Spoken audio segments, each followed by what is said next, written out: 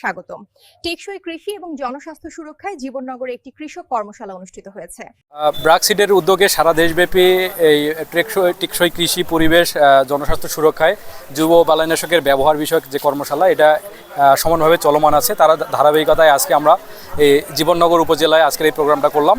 এখানকার মডেল কিছু কৃষক, পাশাপাশি এই অঞ্চলের বীজ ব্যবসায়ী যারা এই পেশার সাথে জড়িত, তাদেরকে নিয়ে আমরা এই সফলভাবে প্রোগ্রামটা শেষ করতে সক্ষম হয়েছি।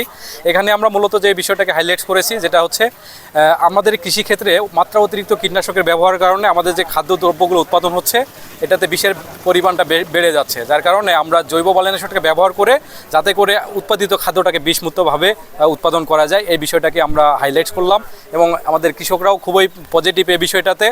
আশা করি এই ব্রাকের উদ্যোগের মাধ্যমে সারা দেশে এই বিষয়ে একটা আলোড়ন তৈরি হবে এবং সচেতনতা বৃদ্ধি পাবে। তো ব্রাকের একজন প্রতিনিধি হিসাবে ব্রাকের ম্যানেজমেন্টকে ধন্যবাদ জানাচ্ছি, পাশাপাশি এই অঞ্চলের কৃষকদেরকেও ধন্যবাদ জানাচ্ছি। ধন্যবাদ সবাইকে।